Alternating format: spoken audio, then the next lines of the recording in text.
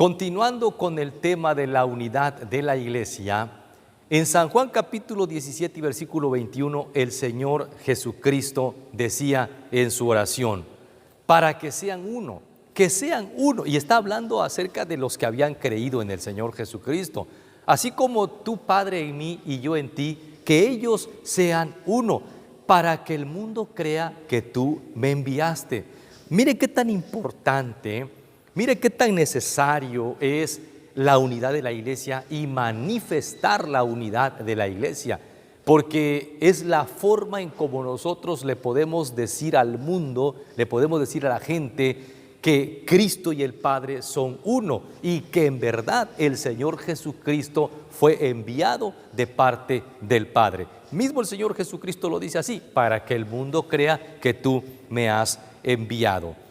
Y estamos hablando respecto a la unidad de la iglesia y encontramos un consejo bastante interesante ahora que Cristo dice que sean uno, ahora que en su oración Él está diciendo que sean uno, encontramos un consejo bastante interesante que nos proporciona el apóstol Pablo en Efesios capítulo 4, versículos 1, 2 y 3. Y ahí encontramos 5 cualidades muy necesarias y muy importantes para mantener la unidad de la iglesia. Pero comencemos primero definiendo qué significa la palabra cualidad. La cualidad o las cualidades son aquellas características que distinguen y definen a las personas o alguna cosa. Y cuando hablamos de cualidades, la iglesia debe de tener cualidades que los distingan, por las cuales debe ser distinguidas por las personas que aún no conocen a Cristo. Y podemos considerar a la iglesia como una persona por 2 razones. La primera, porque dice la Biblia que la iglesia es un cuerpo, es el cuerpo de Cristo. Y la segunda razón por la que podemos considerar a la iglesia como una persona es porque la Biblia dice que es la novia del Cordero, de Cristo. Número 1, estamos diciendo, la primera cualidad necesaria para que la iglesia pueda mantenerse unida es la humildad. La humildad es lo contrario al orgullo. Cada creyente, cada cristiano, cada hijo de Dios debe de ser humilde. Si usted es una persona que el mundo gira en torno de usted, si usted es una persona que quiere que usted sea el punto de atención en todas las cosas, usted no está practicando la humildad. La humildad nos hace estar siempre abajo y no por encima de los demás. La palabra dice que debemos de ser humildes. La segunda es mansedumbre. La mansedumbre podríamos decir que tiene que ver con la consideración de los demás.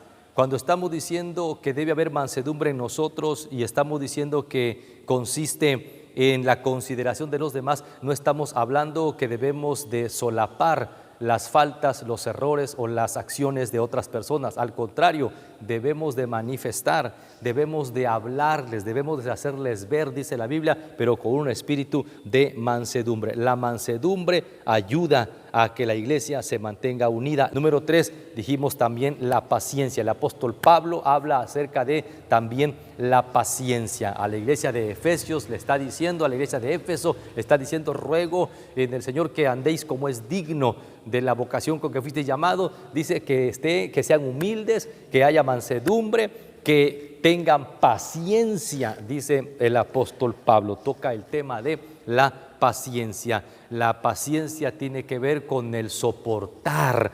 La paciencia tiene que ver con el soportar las diferencias y las fallas de los demás. ¿Por qué no decirlo de esa manera? La paciencia tiene que ver con soportar sus debilidades y también sus fracasos. La paciencia tiene que ver con que debemos a veces incluso debemos aprender a soportar la burla, la ofensa o el insulto hacia nuestra persona como hijos de Dios. No podemos nosotros perder la paciencia. Somos personas a veces temperamentales y estamos acostumbrados a perder la paciencia. No, si queremos ser una iglesia unida, si queremos manifestarnos como una iglesia unida, si queremos que la gente vea que somos una iglesia unida, debemos de manifestar paciencia. Si nosotros vemos a un hermano cometiendo un error, si nosotros queremos hablarle a un hermano para hacerle ver las cosas, podemos hacerlo. No nos dice la Biblia que nos callemos, dice que le hablemos, pero debemos hablarle con paciencia, tener paciencia a nuestros hermanos, a los demás. Número 4, el apóstol Pablo también nos sugiere que las cosas que hagamos, andemos, sea todo en amor.